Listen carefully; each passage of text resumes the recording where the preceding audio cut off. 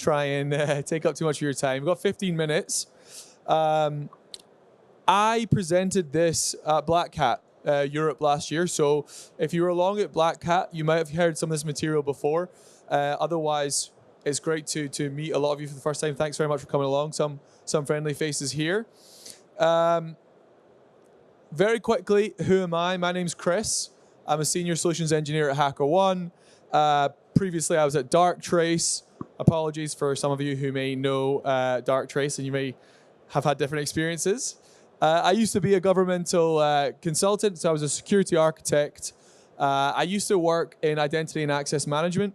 So I used to build applications and try and secure them for the government. That was an interesting space. And now I'm doing a part-time master's at Imperial College in London.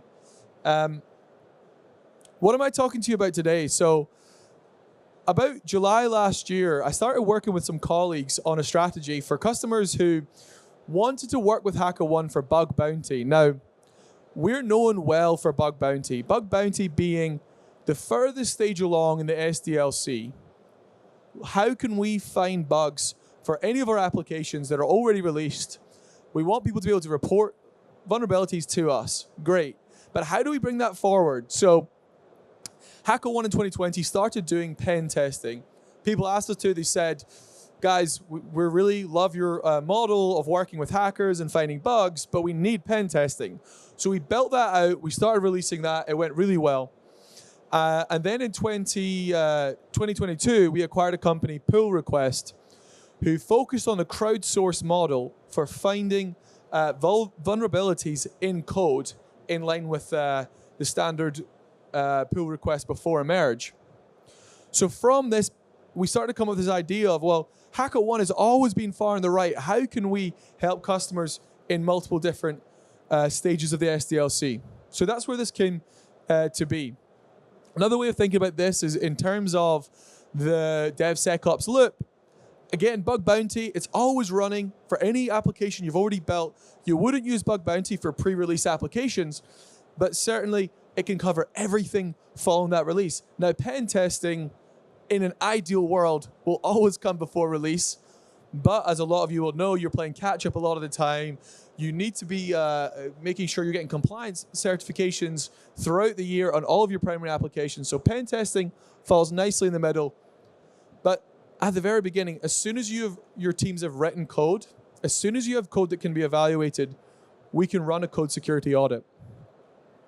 So I want to do a deep dive in that today because this is one of the newest products HackerOne has built. As I said, it came about through an acquisition, and we've now merged that into our primary platform so any of our customers can use it. This is stage one of the 3 stages of vulnerability security. So just for those familiar with the CI/CD view, for those not familiar with this, very quickly, if I've written some code for my primary branch, traditionally, I could send this off to a colleague. Hopefully, I have a colleague. Hopefully, I have a colleague who wants to review my code. They're going to review that code, give me feedback, give me comments, and I'll merge that code back into a primary tree. Now, code security auditing can work across an entire code base. You could say, Chris, I have 5 million lines of code. No external provider has ever gone through that. Help me find some code, or let's look through a subsection of a code base. Now, what does this look like in reality? So the first ever code security audit from HackerOne, the first major release was with one of our customers, an existing bug bounty customer. They had 5 million lines of legacy code. Now, this was from a gaming engine that's already been around for about 20 years. Most of you in this room, I assume, will know this name.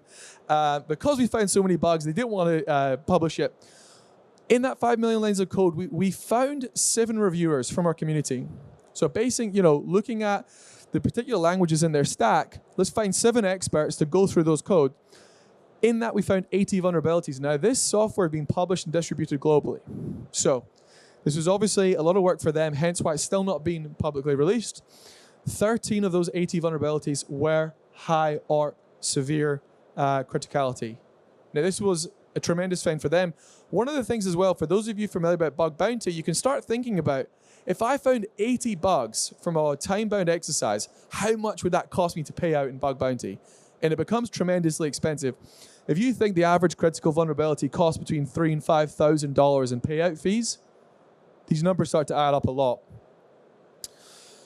Fiddler is another good customer of ours. Again, this is the first time in HackerOne's history we've built something that can be used by developers. Traditionally, we're always working with cybersecurity professionals, champions, analysts, and they have that internal friction between saying, hey, HackerOne's found loads of bugs. Can you please go fix it? Now we're going to work with the devs to say, hey, looking through your code, we found these bugs, and I can point to you in code where we found this. And so it's super usable for them. This is the first time in our history, again, something I'm super proud of. So I want to show you some example code audits. Now, we're going to get a little bit low level here. The two levels of granularity I want you to think about. So many of you may use DAST and SAST tools. So, okay, I see a vulnerability on line 4, or in this case, could be line 3. Why, okay, an automated tool can tell me that. It may not tell me why I should care about it, but it can point it out. So what I want to say, we can say, is this function fit for purpose? Holistically, is this the correct design pattern? That's not something that an automated tool can make an opinion on. I can certainly show where you have not performed correct data sanitization in code. I could say, actually, okay, nothing of what you've done is technically a vulnerability. But in this case, we're looking at a call that can affect the auth API that's not actually included in the auth API. And so this would allow a potential attacker to potentially overwrite someone else's password. And so it takes that chained level of thinking to say, this could be a potential vulnerability. Now, this is why I love code security audits so much. You've all, I'm sure, used the classic tools where, hey, you've got a vulnerability, this is an outdated Java library, blah, blah, blah. In this case, we're writing a human-written recommendation. This is why you should care about it. This is what you should change, and if you don't change, here's what may happen. Now, this, because it happens in the HackerOne platform, will open up a conversation between the reviewer who found this and the individual engineer who's assigned to it. So that means they can have a conversation like, hey, I'm really sorry. I've never actually had to try and fix one of these bugs before. Can you give me a little bit of help? How else should I code this? And from here, a conversation starts. Now, I mentioned two levels of granularity. There's the holistic view. Is this fit for purpose? Is this the right design pattern? And then we can obviously look at individually in a line of code. For those developers in the audience, should I be hard coding assault? No, it's bad practice. Is it an easy fix? But again, what we want to do is provide a tool that can find both those levels of vulnerability, but also try and level up the engineering team, because most engineering teams are focused on building products and shipping products. Of course they are. That's their entire job. And it's difficult enough as it is. But if you could have someone sense check all of the code that you've written, see if there's any bugs lying in that code, we think it could be tremendously helpful. So who's doing this? Well, we have just like everything in HackerOne, we have a crowdsourced community of reviewers. In this case, every one of these reviewers comes from a professional software engineering background. They have a minimum of 5 years application security experience, and they've been personally vetted by us. So you can see, of course, the technology breakdown in terms of asset types, as well as the actual languages in the stack. We can cover just about any language you can think of. So what we want to do here is, if you come to us and say, I have 1 million lines of code, some of it's legacy, some very niche languages, we will go and find from the global community of reviewers the right people who can actually audit that code. So that's stage one of the vulnerability discovery process from our perspective. Now, again, pen test, I want to run through this quickly because I think a lot of you are very familiar with pen test in this room. I've had a lot of good conversations today. How do we do it? We do it a little bit differently. So, like everything in HackerOne, it focuses around hackers. So there are currently 2 million registered hackers in HackerOne. Now, that number is big and lofty. What does it mean? In the last 12 months, we've had 40,000 hackers submit valid vulnerabilities through HackerOne. We have over 3,000 customer programs. So if you want to think about that, that's 40,000 individuals who are capable of performing pen test level tests. So of that 40,000 active, the top 200 are invited to become pen testers. Every single one of these individuals is a consistently high-performing hacker on HackerOne.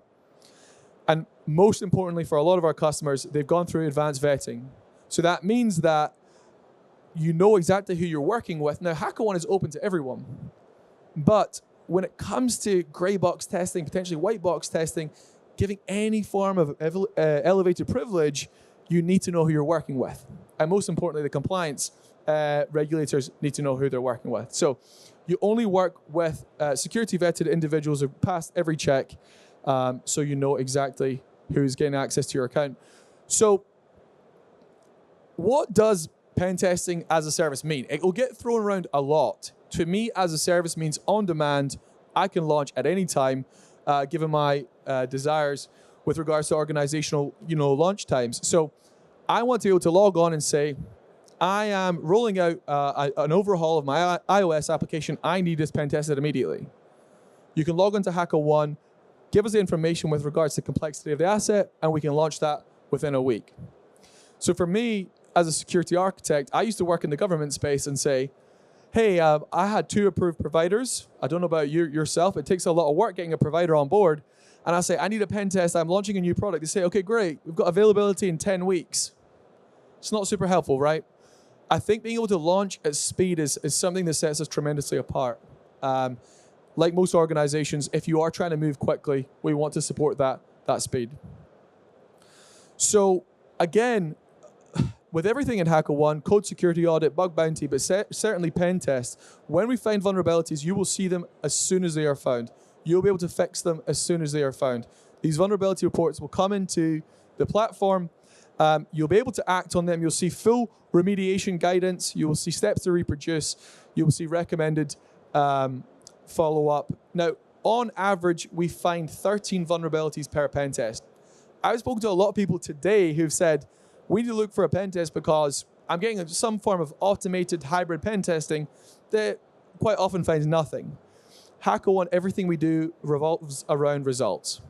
Because we started with the bug bounty, everything we built is oriented around results, and as such, so are hackers. Again, a little bit different here from the traditional approach. You can speak to these hackers at any time throughout an engagement. We'll set up a Slack channel. You can say, hey, what are you doing there? What are you doing poking around? I need to know a little bit more. You can have direct line of communication. It just puts teams' minds at ease. So, sorry, folks, I know I'm tearing through this. We are limited on time. But in terms of bug bounty, so if you're doing a code security audit, you're running a bug bounty, running a pen test, why does bug bounty still matter, right? And honestly, I asked one of the co-founders of HackerOne, Mikhail Prince, I said, Mikhail, what if our code security audit is so successful no one finds any bug bounties anymore? He said, there will always be bugs. We'll always miss. Things will always fall through the gaps. Now, if you want to think about this model, in terms of this funnel, hopefully you've designed securely. Hopefully your automated testing is finding a lot, but bug bounty should be that last line of defense. There should be the fewest bugs left. But it's almost on that expectation that there is human error involved with all production and all deployment, and so therefore we do need something at that last line to catch bugs if they slip through the nets. So I would say probably 99% of organizations don't have enough budget to pen test every single application. Or even if they can do it once per year, they cannot pen test every single major update and subsequent release. So bug bounty for me is that overlay. So I've passed my compliance pen test. I've passed through code audits. I've found loads of bugs there. But when I'm pushing continuous updates, bug bounty is testing year round. A mature bug bounty program might have between 1,000 and 2,000 active hackers by the end of their first year. How else can you achieve that scale of testing? And certainly of manual testing. How else can you do that? And how else can you cover all assets? So all of this, we're pulling it together. Of course, we have a diverse community of hackers. Again, what we offer, HackerOne is a service. What is our product? Our product is bringing together a global community of hackers in your organization. But we want to support you every step of the way. So we have triage services, we have advisory services, and what that means for any vulnerability that comes in through any of your programs, we will help you make sure it's valid, make sure it's legitimate, and make sure you understand exactly what it is you're working with. An example of a good bug bounty here is OKG. Is one of my customers. You may be familiar with OKX. It's the third largest crypto exchange in the world.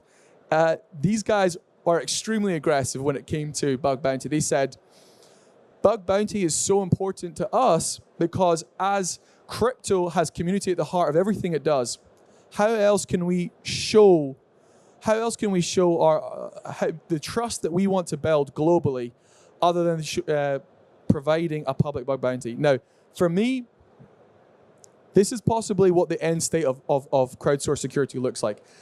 What bigger a flex can you show than saying, hey, the entire global community, if you find a bug on any of my assets that's valid, I will pay you.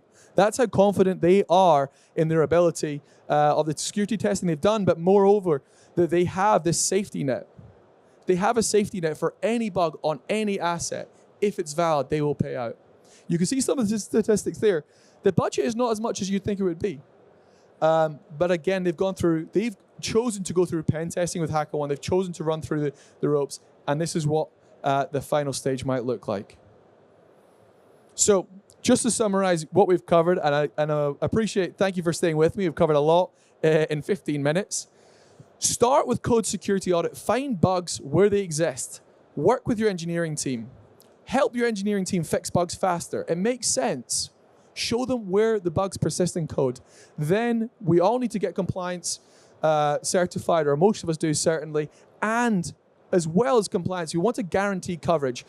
As much as I love bug bounty, pen testing does guarantee a minimum level of coverage based on asset-based methodology. So for example, I have a guarantee that the OWASP top 10, the HackerOne top 10, the NIST framework has been tested in pen test. So use that as my baseline, and then subsequently launch a bug bounty to cover all assets throughout the year.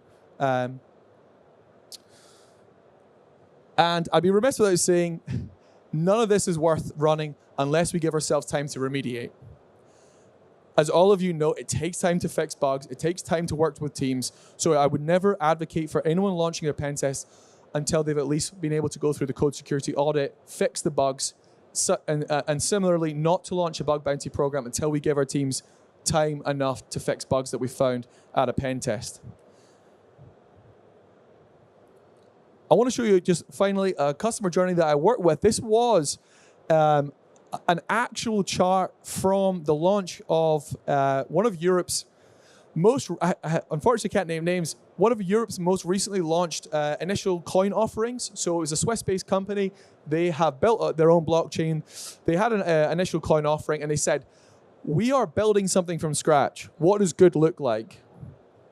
And most of us in this audience, you probably have some degree of existing applications, so you don't have the chance to start from scratch. But where do you need help the most? Have you already built a load of applications? Then start with bug bounty. The next time pen test is coming up, use pen test through HackerOne, you access those elite hackers. And then when you're building code and you have new code to work with, run a code security audit. So no matter where you are in that journey, you can see where we can slot in. And I hope that would be helpful. So I've gone slightly over time. Thank you so much for listening. I really appreciate it. And if you want to come and find out more, I'll be on booth C95 all of tomorrow as well. And I look forward to hearing from you. Thank you very much.